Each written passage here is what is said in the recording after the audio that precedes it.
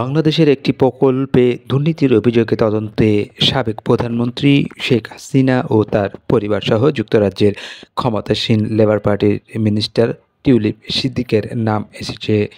এই ঘটনায় টিউলিপকে জিজ্ঞাসাবাদ করা হয়েছে। 22 ডিসেম্বর টাইমস ম্যাগাজিনে এই তথ্য জানানো হয়েছে।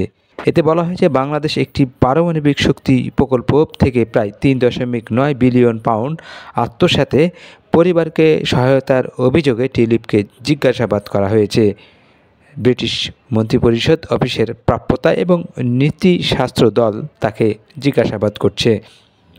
সংবাদ মাধ্যম সানডে টাইমসের বরাতে প্রতিবেদনে বলা হয়েছে, ট্রেজারি বিভাগের ইকোনমিক সেক্রেটারি টিউলিপ তার খালা ও বাংলাদেশের সাবেক প্রধানমন্ত্রী শেখ হাসিনাকে রাশিয়ার সঙ্গে রূপপুর পাওয়ার প্ল্যান্ট প্রকল্পের জন্য একটি চুক্তিতে সহায়তা করেছিলেন। 2013 সালে 10 বিলিয়ন পাউন্ডের এই প্রকল্পে সহায়তা করেন তিনি। প্রতিবেদনে বলা হয়েছে, টিউলিপ নীতিশাস্ত্র দলের সঙ্গে দেখা করে এই অভিযোগ অস্বীকার করেছেন। টাইমস ম্যাগাজিন জানিয়েছে, টিউলিপ এই অভিযোগের বিষয়ে কোনো মন্তব্য করেননি। তবে মন্ত্রী পরিষদ অফিসের এক মুখপাত্র বলেন, আগেই বলা হয়েছে যে মন্ত্রী কোনো অভিযোগের সঙ্গে নিজের সংশ্লিষ্টতা অস্বীকার করেছেন।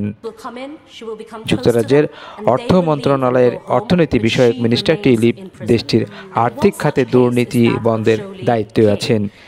অভিযোগ রয়েছে, তিনি বাংলাদেশে বেশি অর্থ ব্যয়ে একটি নতুন পারমাণবিক বিদ্যুৎ কেন্দ্র নির্মাণের চুক্তির ক্ষেত্রে 2013 সালে মধ্যস্থতা করেছিলেন।